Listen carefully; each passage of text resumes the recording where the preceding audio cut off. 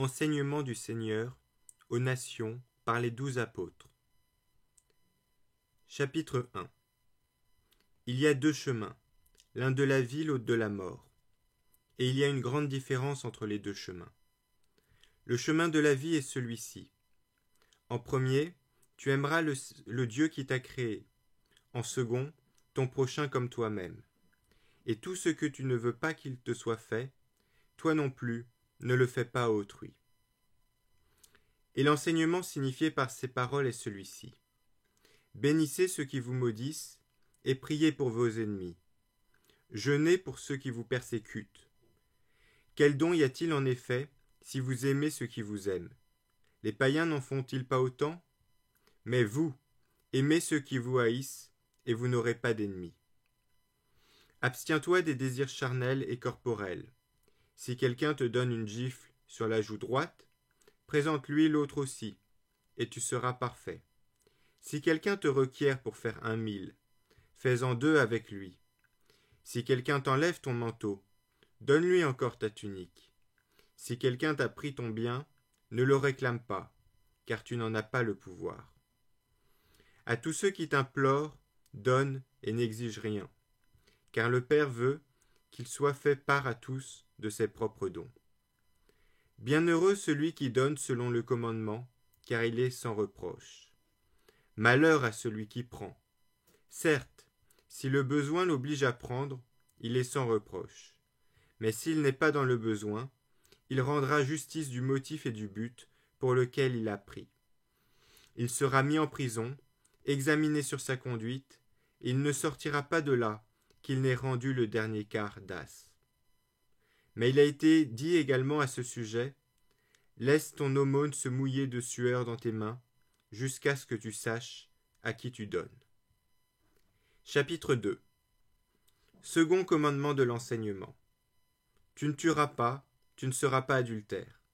Tu ne souilleras point de garçon, tu ne commettras ni fornication, ni vol, ni magie, ni sorcellerie. Tu ne tueras pas d'enfant par avortement ou après la naissance, ni ne convoiteras ce qui est à ton prochain.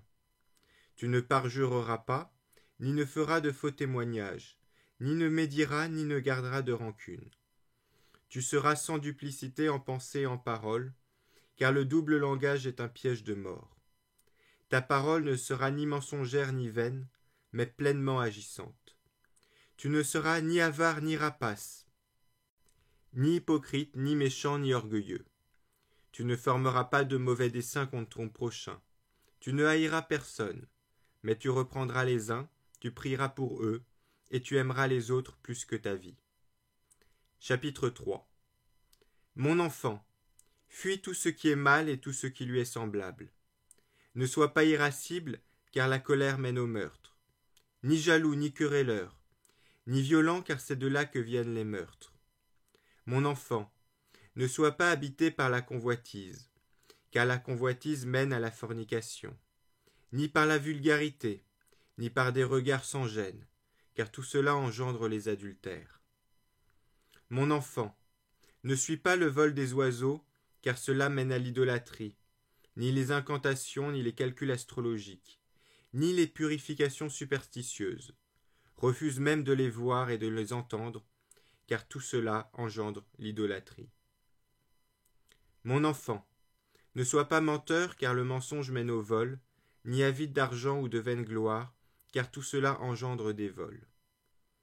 Mon enfant, ne sois pas ronchonneur, car cela mène au blasphème, ni insolent ni malveillant, car tout cela engendre des blasphèmes. Au contraire, sois doux, car les doux auront la terre en héritage. Sois patient, miséricordieux, sans malice, paisible, bon et tremble continuellement aux paroles que tu as entendues. Tu ne t'élèveras pas toi-même, tu n'ouvriras pas non plus ton âme à la présomption. Ton âme ne se joindra pas aux orgueilleux, mais tu fréquenteras des justes et des humbles. Tu accueilleras comme autant de bien les événements qui t'arrivent, sachant que rien ne se fait sans Dieu.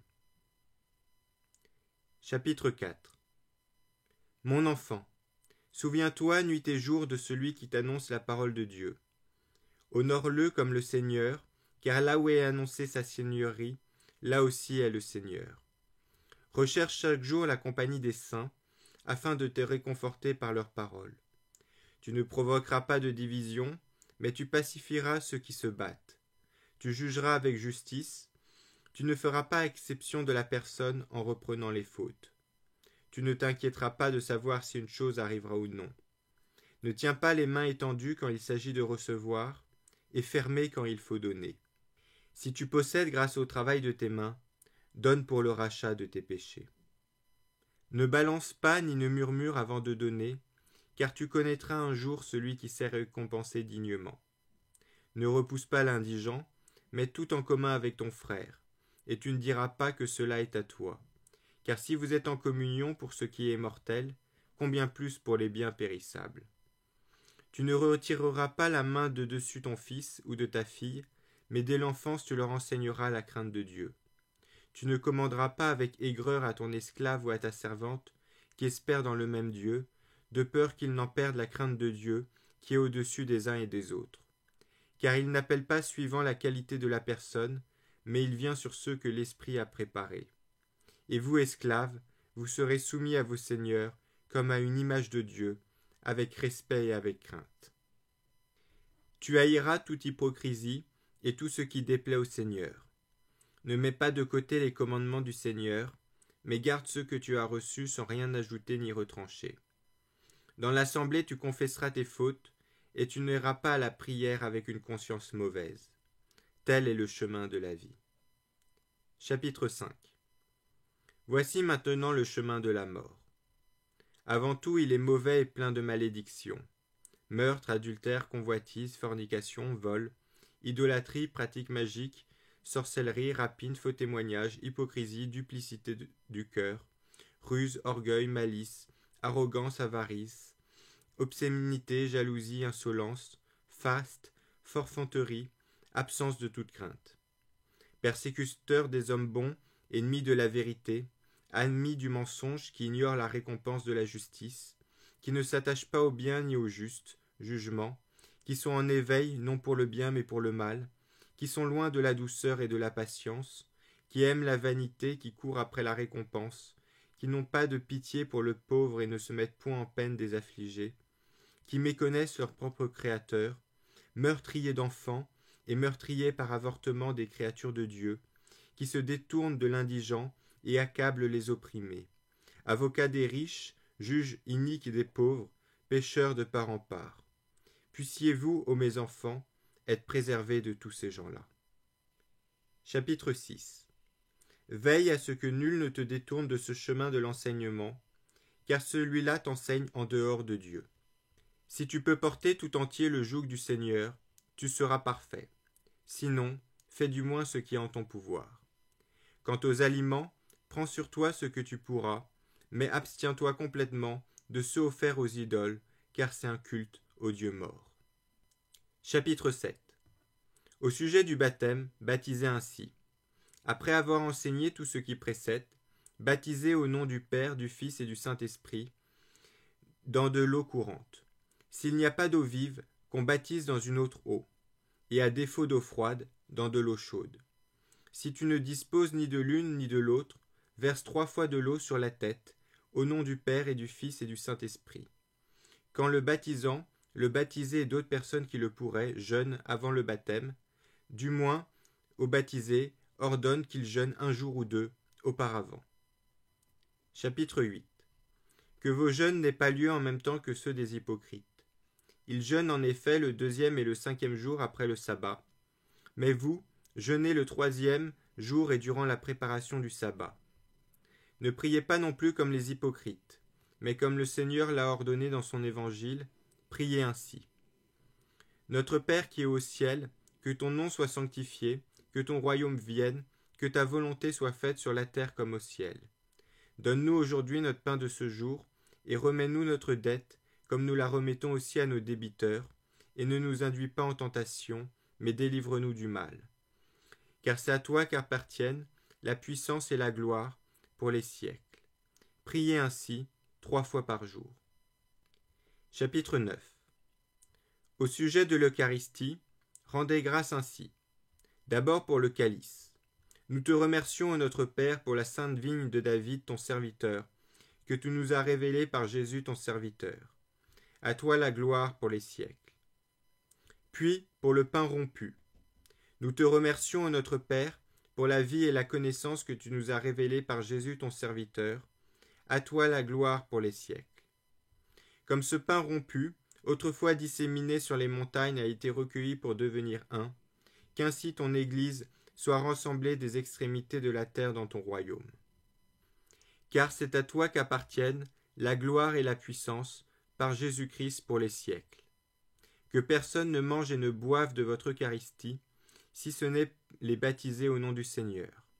Car c'est à ce sujet que le Seigneur a dit, « Ne donnez pas ce qui est saint aux chiens. » Chapitre 10.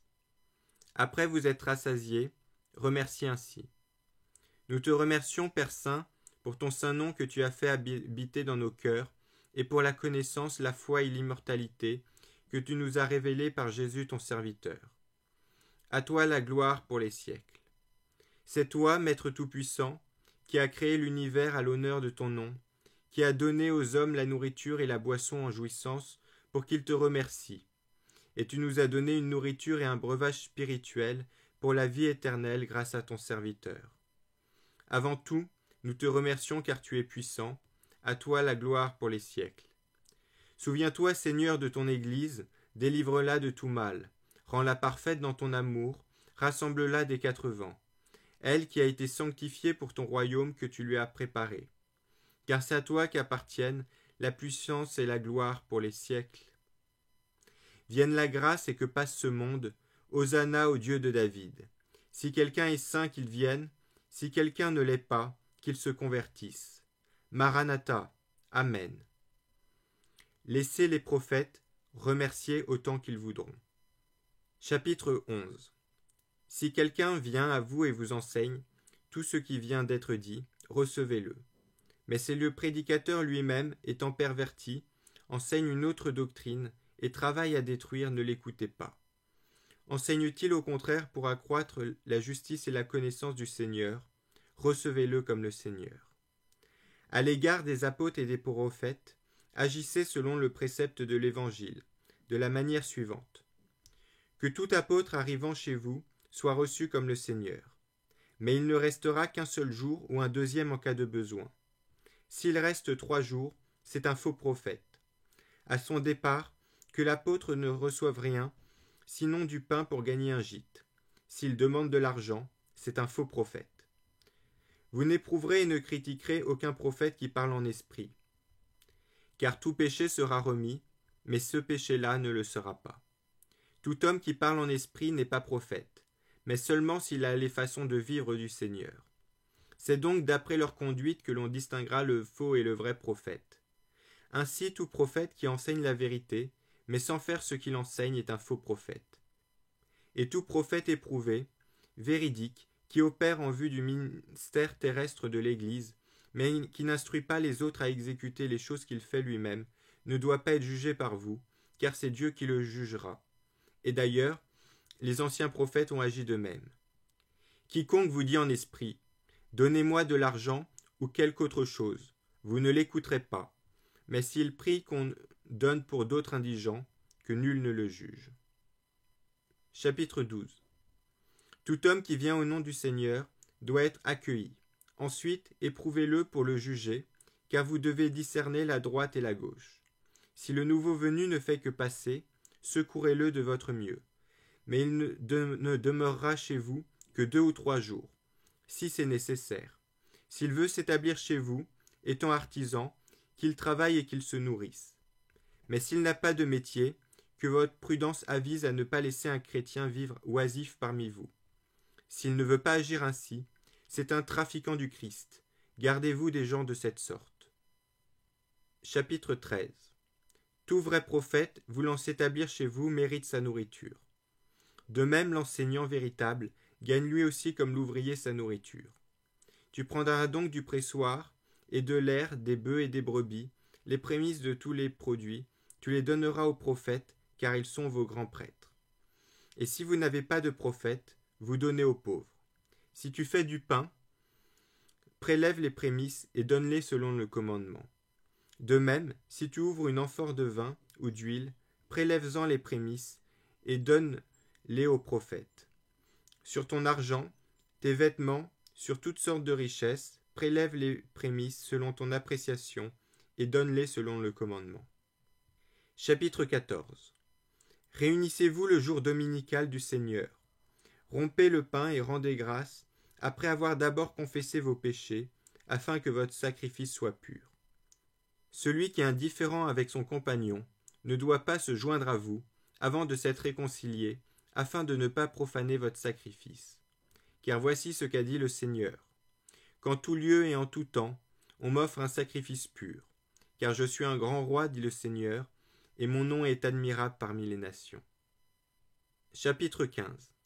Ainsi donc, consacrez-vous des évêques et des diacres, dignes du Seigneur, des hommes doux, désintéressés, véridiques et éprouvés, car ils remplissent eux aussi auprès de vous le ministère des prophètes et des enseignants. Ne les méprisez donc pas, car ils sont les hommes honorés d'entre vous, avec les prophètes et les docteurs.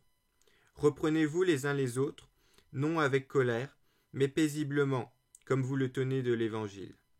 Et si un homme offense son prochain, que personne ne converse avec lui, qu'il n'entende un mot de personne, avant qu'il ait fait pénitence. Pour vos prières, vos aumônes et toutes vos actions, faites-les comme vous le trouverez marqué dans l'Évangile de notre Seigneur.